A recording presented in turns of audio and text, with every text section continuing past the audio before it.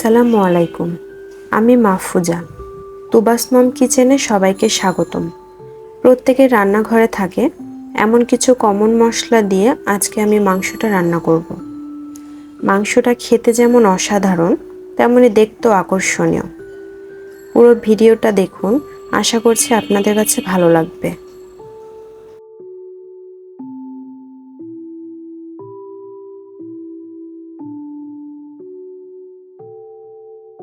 এখানে আমি 1 কেজি পরিমাণে গরুর মাংস কেটে ধুয়ে পরিষ্কার করে নিয়েছি।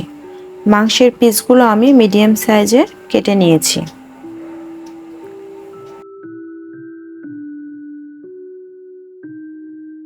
প্যানটা ভালো করে গরম করে নিব। তারপর এখানে 120 ml বা হাফ কাপ তেল দিয়ে দিব। তেল দেওয়া হয়ে গেলে 200 গ্রাম পেঁয়াজ কুচানো দিয়ে দিব। তারপর পেঁয়াজটা ভালোভাবে নেড়ে দিব। কিছুক্ষণ পর পেঁয়াজে অল্প একটু লবণ দিয়ে দিব, তাহলে পেঁয়াজটা খুব তাড়াতাড়ি নরম হয়ে যাবে।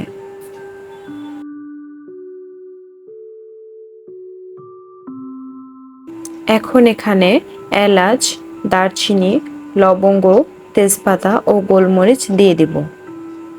দেওয়া হয়ে গেলে এটা খুব ভালোভাবে নেড়ে নিব। এখন পেঁয়াজগুলো হালকা ব্রাউন করে ভেজে নেব। এরপর 2 চামচ আদা রসুন জিরা পেস্ট দিয়ে খুব ভালোভাবে নেড়ে নিব, যাতে কাঁচা গন্ধ না থাকে। এখন 1 চামচ হলুদ গুঁড়া, 2 চামচ মরিচ গুঁড়া,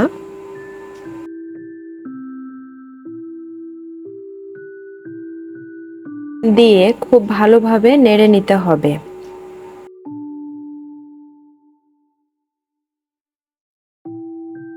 এরপর হাফ চামচ ধনিয়া গুঁড়া দিতে হবে।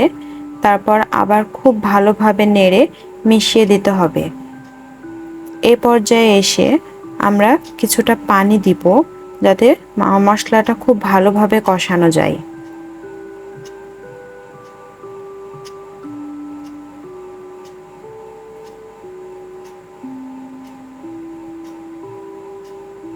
এখন ঢাকনা দিয়ে ঢেকে দিব।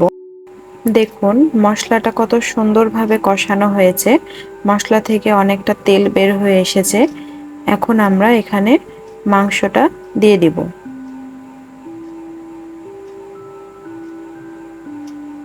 খুব ভালোভাবে মশলার সাথে মাংসটা মিশিয়ে দিব।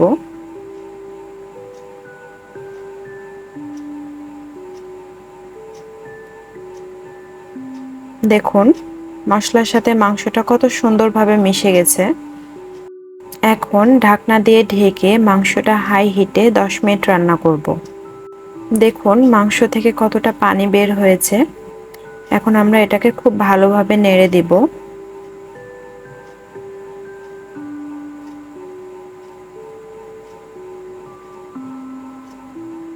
তারপরে এটা আবার আমরা কিছুক্ষণের জন্য ঢেকে অপেক্ষা করব। দেখুন মাংসটা কষানো প্রায় শেষের পথে। এখন নেড়ে দিতে হবে, না হলে মাংসটা নিচে লেগে যাবে। মাংসের কালারটা অসম্ভব সুন্দর লাগছে। দেখুন আপনারা, মাংস থেকে অনেকটা তেল বের হয়ে আসছে। কষানো প্রায় শেষের পথে। এখন আমরা এখানে কিছু গরম পানি দিয়ে দিব।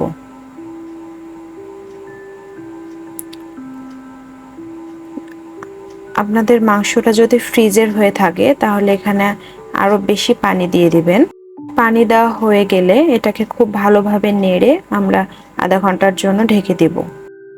দেখুন মাংসটা প্রায় সিদ্ধ হয়ে এসেছে।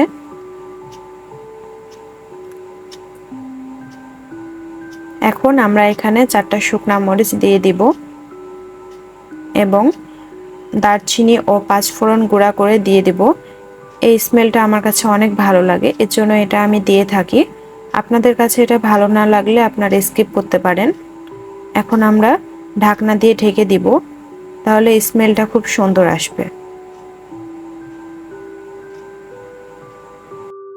এখন দেখুন মাংস থেকে কতটা তেল ছেড়ে দিয়েছে এবং কালারটা অনেক সুন্দর এসছে।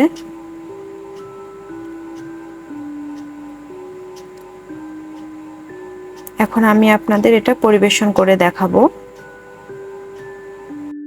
ভিডিওটা ভালো লেগে থাকলে প্লিজ একটা লাইক দিতে ভুলবেন না। আর এ ধরনের সহজ ভিডিও আরও পেতে চাইলে চ্যানেলটা সাবস্ক্রাইব করে নিতে পারেন। আজকের ভিডিও এখানে শেষ করছি। আল্লাহ হাফেজ। আসসালামু আলাইকুম।